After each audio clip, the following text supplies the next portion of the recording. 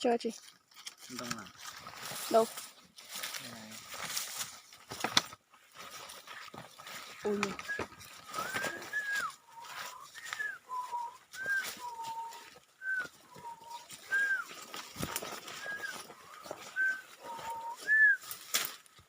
Cẩn thận đừng ngã nha.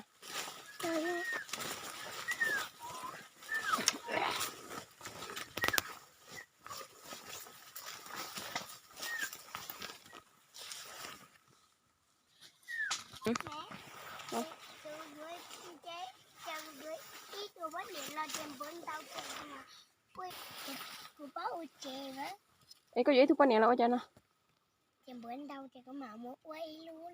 Quay loa chị nè. Ôi lúc chế đâu có thu quan này nhá. Ê chuột mẹ này. Mẹ nào anh mù thế, anh thu quan này mù hết. Mình đi tí ló. Sợ bên anh lo anh chỉ thu mẹ này. Thu thì ra.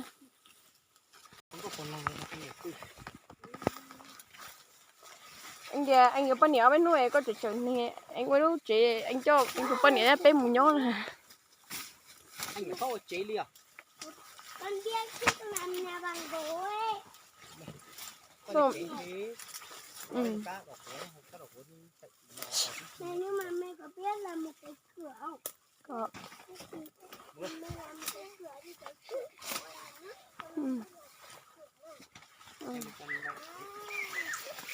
Con biết cửa rồi. Đâu? Mẹ em biết làm một cửa đấy. Con đi đằng sau mẹ để mẹ quay video cho con với bố với em bé luôn đi. Đi đằng sau để mẹ quay video cho. Anh muốn đây chưa? Ui. Mẹ quay để sau này các con lớn các con còn được xem chứ nhỉ. Đi từ từ thôi đợi bố với em bé.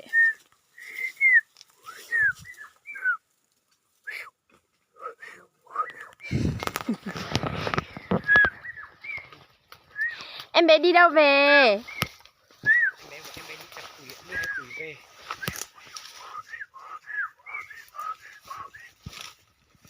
Bố mẹ, đừng nói chuyện để con kêu con chim kêu về nó.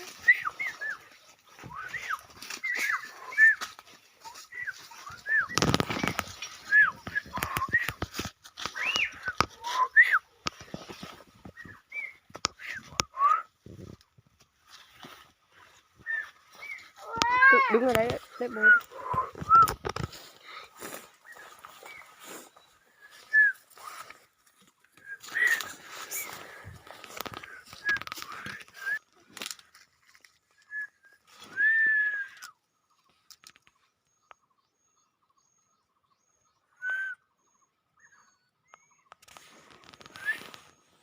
Cái gì cơ?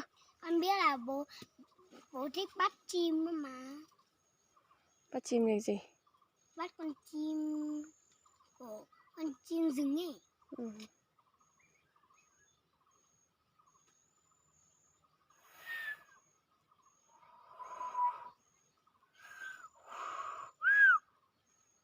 Con bay xuống.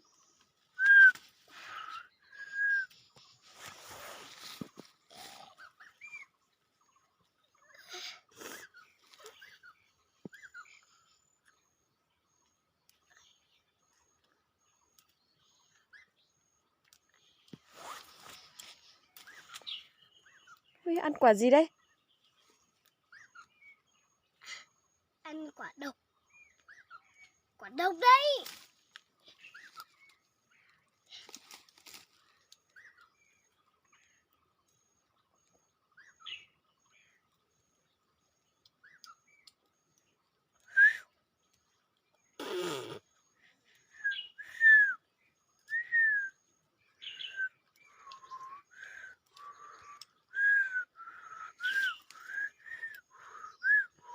Mua những cái tóm.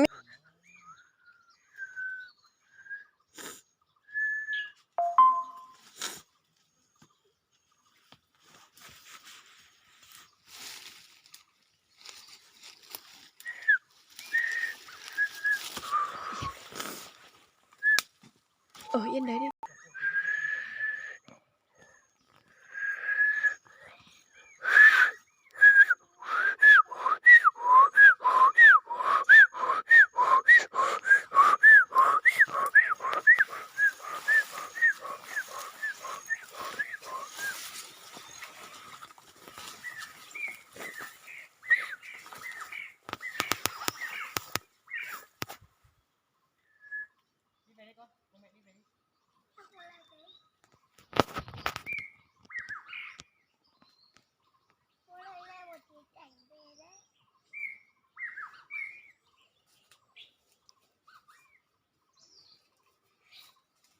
đi lên lên một cái cảnh chén đấy. Đi ở bên bố đi. Ở bên kia cơ mà.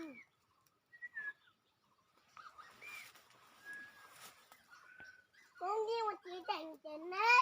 Đi tốt thăm bố đi. Đi mà tầm bố đừng nói mà bố đâu.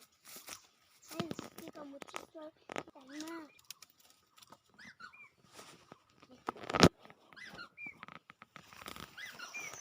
Bố bắt tầm bố kia.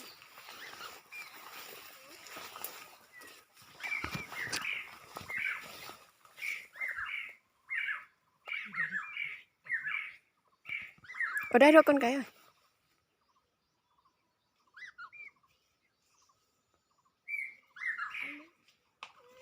Ai không con bé em luôn.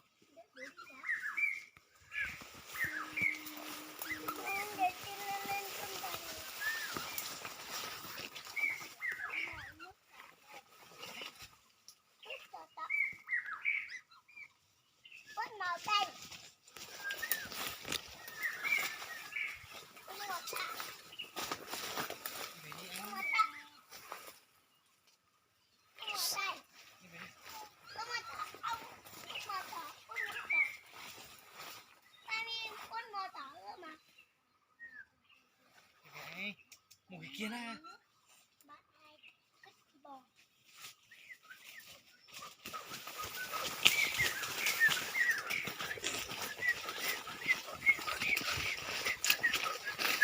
Đi từ từ. Thế mày.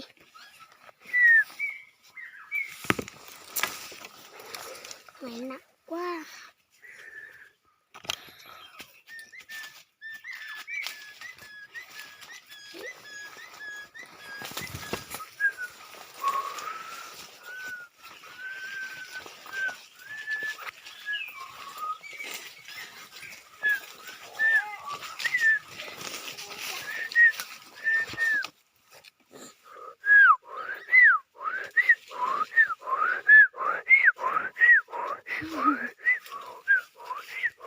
Bố ơi đi đi, sao mà anh cứ làm như kiểu là anh có súng để bán hay sao ấy.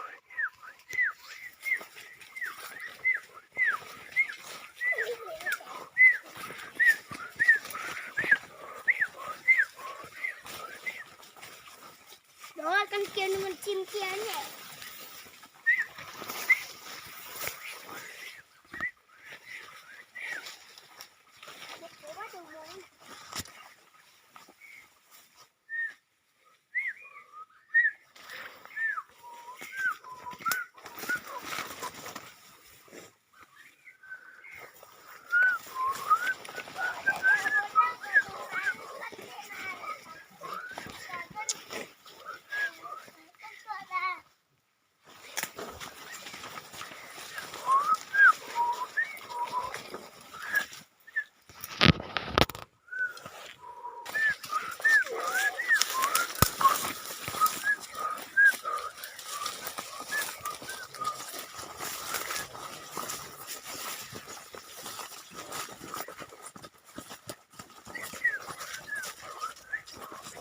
Biết sao là mình ngay rồi.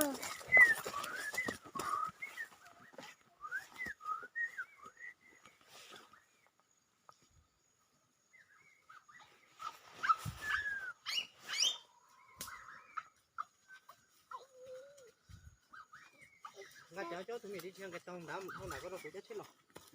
Nhưng mù cũng mà chắc thấy lòng mồ. Phải đi mua vi. Theo đấy mà. Ở đây. Mua mẹ chết rồi. Có cha.